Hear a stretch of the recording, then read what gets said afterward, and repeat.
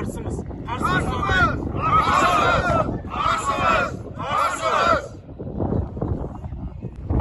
Құрметті Қазақстан Республикасының президенті Қасым-Жомарт Кемелұлы Тоқаев, біз Қаражанбас кен орнының күрделі және жерасты жөндеу цехының ұжымы қазіргі таңда болып жатқан Қазақстандағы мәжбүрлі вакцина алу заңына түбегейлі қарсымыз.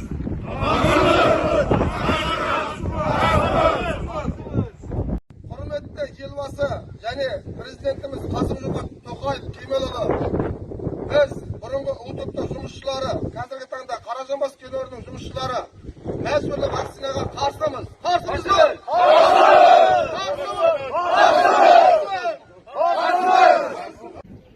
Маңғыстау облысы Қарақия ауданы Жетібай ауылының тұрғындарының атынан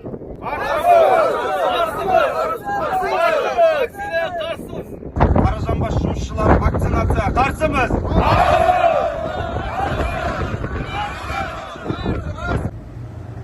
Біз Жаңаөзен қаласы НКДУ-1 мұнайшылары қазіргі болып жатқан пандемияға қарсы мәжбүрлі вакцинаға бір ауыздан қарсымыз.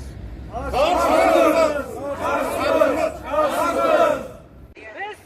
Ақтау қаласының тұрғындары мәжбүрлі вакцинацияға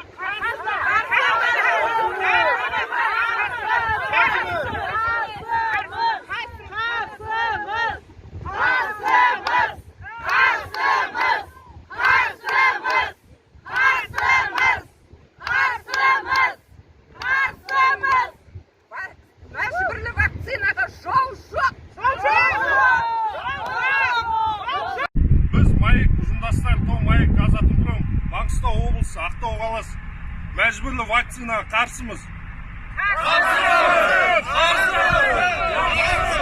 Біз Маңғыстау облысы Жаңаөзен қаласы Тоқмына холдинг бір топ жұмысшыларымыз.